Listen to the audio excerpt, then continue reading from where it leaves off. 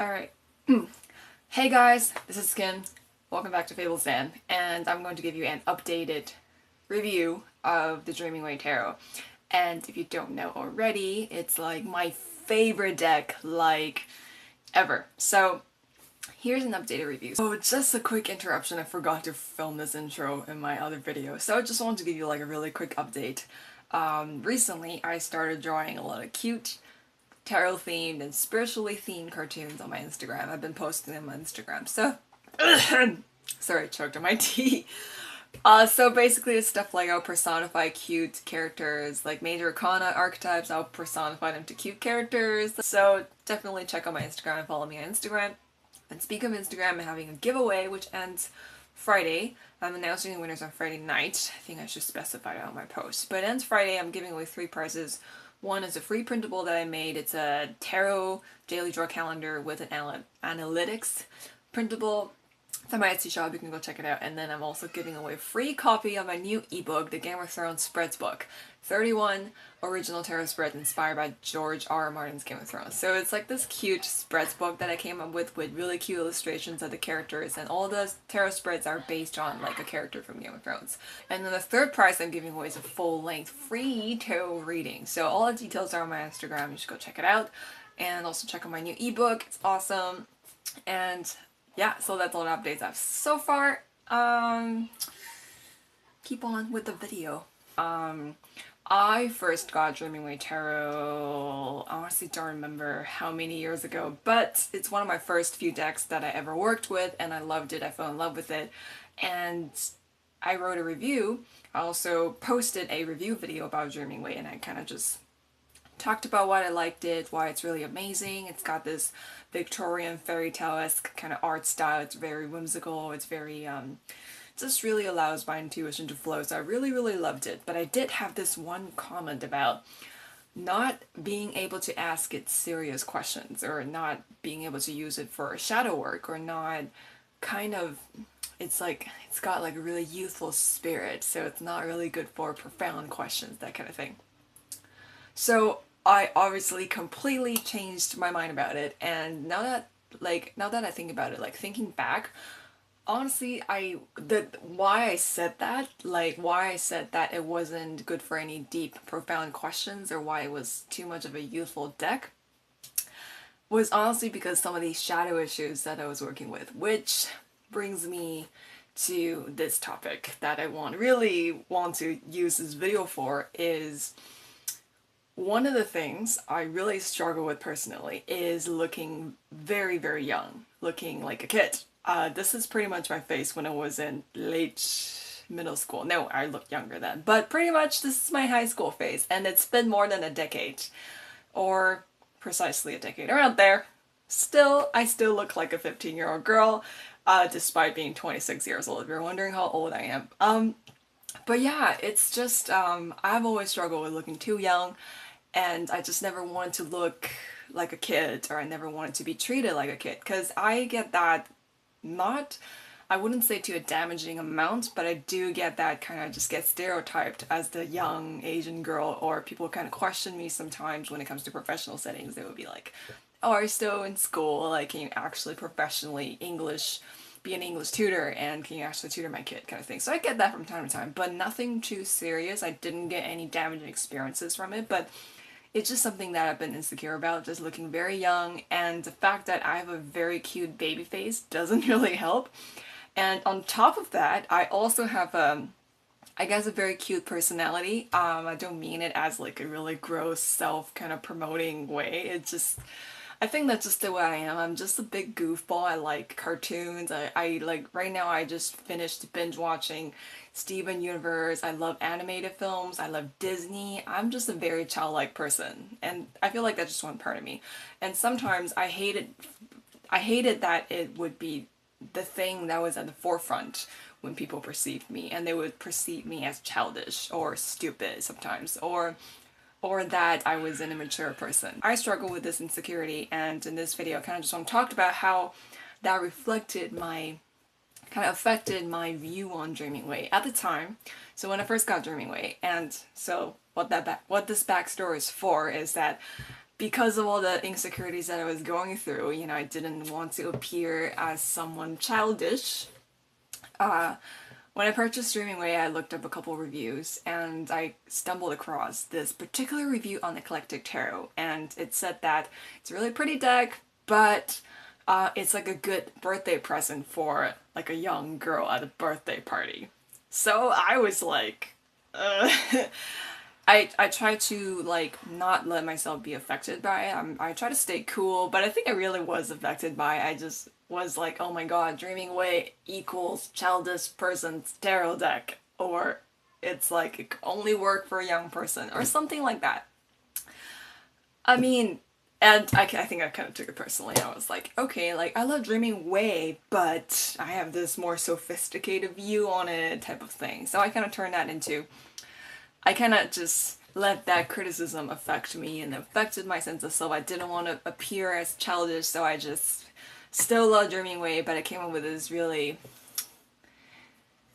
I don't know the word, like affected, manipulated, just this review that reflected kind of, I try to push my insecurities away, and I said that Dreaming Way is a very youthful deck, and that you can't ask it any serious questions, because I didn't want to like Dreaming Way to the point where like people in the tarot community would say that, oh Kim, why do you like this childish deck? Oh, I guess it's because you are a child. So that happened, and that became my Dreaming Way review, and I'm here making a video to rectify that. I just want to say that I was wrong. Well, I wasn't wrong, it was just an opinion that I had because I was kind of affected by this shadow aspect of me, and I was insecure about being seen as a kid and being seen as very young and being seen as very childish, so I didn't want to like it too much. It's like I have this, like I said, like a sophisticated perspective on it, but I'm not like, oh my god, it's Dreaming Way, it's my favorite tarot deck ever! So try to stay cool like that, but obviously wasn't completely honest. I feel the honest truth is, oh my god, it's Dreaming Way, it's my favorite deck ever! That's honestly how I feel about that. It's my favorite deck. And honestly, I take back whatever I said about not being able to use it for deep questions. I remember I even told somebody who commented on my YouTube channel that you can't use it for deep questions.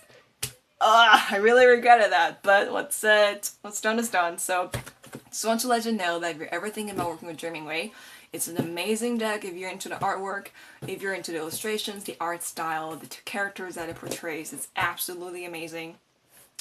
And yeah, I take it back. It is not a youthful deck. I think it's got some youthful imageries in there, and maybe that doesn't really speak to a lot of people, but it really just comes down to taste and just personal preference and that kind of thing. So yeah, I take it back. Dreaming Way is good for shadow work, is good for all kinds of deep, profound questions. It's good for all kinds of philosophical questions. So there. So I just wanted to take that statement back. I love Dreaming Way. It's amazing. If you don't have it, you should totally get it. If you like the artwork, that is. But yeah, on top of that, I just kind of want to continue the story a little bit about this fear of mine about looking too young. Like, you know, stuff like if I have to get a lottery ticket, or like if I rarely go to bars, like really never, but if I have to, or basically any type of place or service where you have to be over, what's the legal age in 19? 19. We have to be an adult. I would get ID'd, just because of this young looking face. And I used to be so bothered by it. I just always wanted to be the cool girl, or I always wanted to be cool, or I always wanted to have this like wise look. I don't know, it's probably because I'm like, you know, I have in the spiritual community, I guess. I practice tarot, and I want to look the part, I guess. I just wanted to, like, if I can't look extremely wise and elegant and feminine, then I want to be the cool hipster chick that does tarot card. But I don't know, I feel like right now, if you ask me, it's like, honestly, like, who says that you can't be cute and adorable and youthful and be wise and awesome and spiritual at the same time? You just have to do you. And honestly, if you receive my newsletter, I talked about I used to be haunted by cute. right? It's like it's something that I don't want to be associated with because of my fear of looking young or being treated as a kid, which happened more often than I want. But honestly, it's not a big deal. The people that I meet, they're usually pretty nice about it. Like after they get to know me, they would just kind of see me as who I am and the way I act and that kind of stuff. So what was my point again? My point is, I was talking about my newsletter. Yeah, cute was something that I honestly did not want to be associated with because of all the insecurities that I had. But now I just feel like, why fight with myself when I can just be myself? And it's just such a mysterious, interesting, and fascinating thing. The one part of me that I ran away from the most, that the part, or rather a lot of different aspects of me, the parts of me that I ran away from the most are actually probably some of my best qualities, or just that's the part of me where I'm the most honest, where I'm the most creative. When I started drawing and doodling a lot of cute stuff and then kind of just putting like a light-hearted, warm and fuzzy, funny, youthful, or cute spin on things, that's when people respond to the stuff that I create the most. Just because that's like the most honest part of me. It's kind of like, okay, back then I was creating to this capacity. Like this is like 70% Kim. But then when I unlocked that cute part, when I kind of really finally accepted it after a decade of battling with it, I'm creating at 80-90%. And I know that there's always, it's an ongoing journey. Like, I don't know if you can say you're creating at 100%, but I just feel like it kind of fluctuates. And then that 10% might be like, I wouldn't say you're not using it. It's sort of like energy directed elsewhere or something like that. But yeah, it's like after I accepted that part of myself, I just feel like I'm more of an honest person, I'm more authentic, I'm a bigger person because I'm more of myself. I talk about being whole or being wholesome, being more complete in my person because I accepted that part of myself. So anyhow, the point of me sharing this is like, if you have a part of yourself that you're resisting, if you feel like this isn't what I want to be or who I want to be, this isn't what society wants me to be, if you're trying to live up to an image or a stereotype, depending on what community you're from or what people expect of you, what you expect of yourself, that part of you, I feel like it could be construct, it could just be like other people's expectations or societal expectations, but often, more often than not, that part of us that we resist the most, that we care about the most, that we sort of negate the most, I feel like that's the part that's supposed to be the most honest. That's the part of us that's supposed to flourish and come out, because if you fear rejection so much, if you fear judgment so much, I think it's because it's an important part of you. It's like a really big part of you for you to give that much energy and that much attention to it. If you know it's something that's not true about yourself, you can just simply not care. Like you don't have to fight it. You don't have to dedicate energy to maintain it, to push it down, to suppress it. But if it's something that you really, if it really like is a really big part of you, it's like a really important part of you, it's like a genuine part of you that you're trying to manipulate around, that's going to take a lot of energy. So I think that in itself is a sign that you need to find ways to stop that resistance. You just need to let that part of you come out and just flow out of your being and just complete, allow yourself to be complete, allow yourself to integrate that part of yourself into your being and just create your life from all of you, like from all parts of you. Don't, if there's a part of you that you're resisting, like do you think you could be happier if you just stop fighting with yourself, right? It's like sometimes we're our own biggest bullies and sometimes we're our own biggest enemies, and I think it's so true. And yeah, if you're resisting that part of yourself, you should just totally stop and just enjoy that part of you. And just awesome. It's just liberating when you decide that this is just who I am, and then it's so silly to resist it or to fight it. And I promise you, wonderful things happen when you just let yourself be complete.